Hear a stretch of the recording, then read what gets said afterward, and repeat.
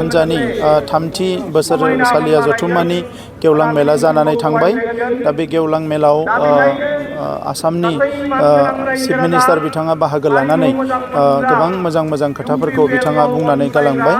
दा बे समाव जों गोजोननाय मोनदों जे बिथाङा जोंखौ फारफ्रोमबो बिथिंनिफ्राय मदद होनो थाखाय खोथा होदों।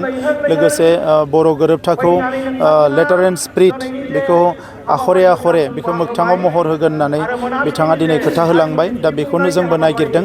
दा बर' जेंनाया 100% जोबनायनि लामायाव बेखौ जोङो दायो फोथायनो हायो।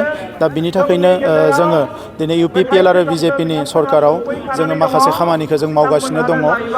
दिनै क'क्राझाराव मोनसे हरु खजाय बायदि गिदिर मोनसे स्टेडियाम लुफुंनायनि थाखाय बिथाङा 150 कोटि घोषणा खालामनानै थांबाय आरो बे हाबाफारिखौ फैगौ 6 दाननि गेजेराव जागायनो थाखाय बिथाङा खोथा होदों। आं मिजिं थिदों जे बोसोरनैनि गेजेरावनो जोङो ISPL एबा नेशनेल इन्टारनेशनेल लेभेलनि गेम फुटबल गेम एबा गुबुन इभेन्ट्सखौ जों बेवहाय खुंनो हागोन। आरो बिसेस भाबे ISPL खुंनायनि उनाव जोंनो भारत फुटबल एस'सिएशना इन्डियान फुटबल एस'सिएशना जोंनो सन्टोष ट्रफी खुंनो थाखाय मैया फाइनाल खालामबाय जे बड'लेण्डनि रायजो राजाफ्रा सन्टोष ट्रफीनि गेलेनायखौ बेवहाय नुनो मोनगोन। आरो बेनि गेजेरजों बड'लेण्ड ओनसोलनि जोंनि लाइमोनफ्रा नेशनेल इन्टारनेशनेल गोबां प्लेयार ओंखारनो हागोन होननानै आं मिजिं थिदों। गुबुन बिथिङाव दिनै जोंनि गेजेराव सान्थि लाखिनाय, हा हुनि जेंनाखौ फोजोबनाय, साख्रि बाख्रिनि जेंनाखौ फोजोबनाय, बे गासैखौबो जोङो मावफुंनो थाखाय जों आखायाव लादों। UPPL हान्जा हिसाबै बर' रायजो राजाफ्रा एबा बड'लेण्ड ओनसोलनि रायजो राजाफ्रा जिहेथु गोख्रों मदद होनानै सरकार दानायाव हेफाजाब होदों।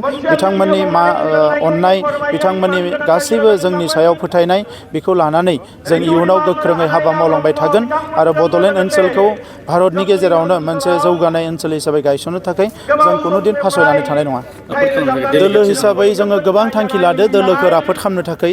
बेखौ लानानै जोङो सानसे साननैनि उनावनो जोंनि नेहाथारिया प्रेस मिट खुंनानै नोंथांमोननि सिगाङाव फोरमायगोन। बिसेस भाबे हा हुनि जेंना फोजोबनाय आरो जिखिनि चाइल्ड लेबार, चाइल्ड ट्राफिकिं, IMR, MMR जिफोर दङ बेफोरखौ फोजोबनानै गासैनिबो सावस्रिया जाहाथे गोग्गोयै थायो बेवहाय खामानि मावनो थाखाय जों थांखि लादों। सोलोंथाइनि बिथिंखौ आरो गोख्रों खालामनो थाखाय जोङो थांखि लादों। बेबायदि गोबां थांखि जोंनि डेलिगेटआव जोङो थांखि लादों। बे गासैखौबो जोंनि बे माखासे मानि थांखिखौ सानसे साननैनि गेजेरावनो जोंनि नेहाथारि बिथाङा प्रेस मिट खालामनानै नोंथांमोननो फोरमायगोन।